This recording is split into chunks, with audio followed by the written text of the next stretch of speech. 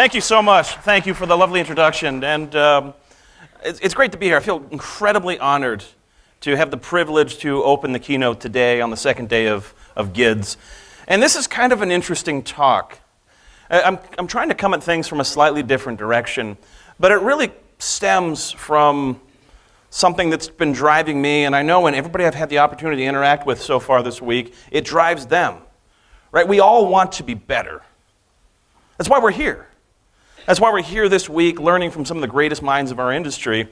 And it's a trait that I see in some of the greatest software engineers, this pursuit of perfection. That we just try to be better. Every day we be slightly better than yesterday. And I think even though our industry is so young, and there are still things that we struggle with in terms of architecture and technology and everything else, it's that trait that's going to make everything so much better.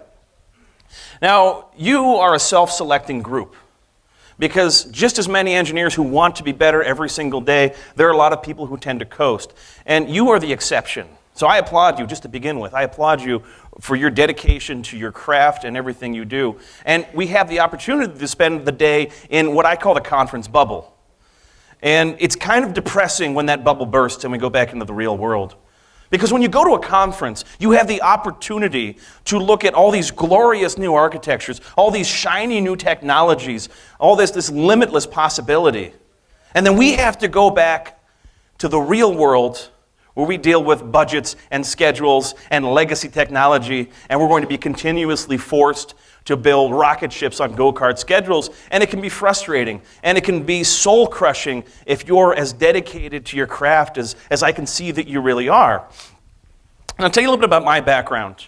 This is my first computer. I had an Apple II growing up, and I wrote my first basic program somewhere in the 80s, and by all accounts, I have a pretty standard tech resume, right? That's what everybody's resume looks like, right?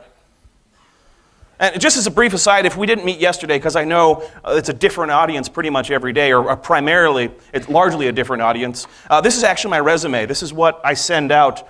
It all stemmed years ago. I applied for a job. They gave the job title Code Warrior. And I thought, okay, I'll give you a Code Warrior, right? And I put this resume together, and it had that fingerprint and mission history. I think on the other side it had confirmed kills. And I've just used it ever since. And it's interesting, because it's a useful heuristic in the hiring process, because I've got my own personality and things like that. I showed that resume to somebody once, and they said, you know what, if I would have seen that resume on my desk, I would throw it away. And I said, great, because I knew where she worked, and I did not want to work there. It was one of those burn and churn shops. So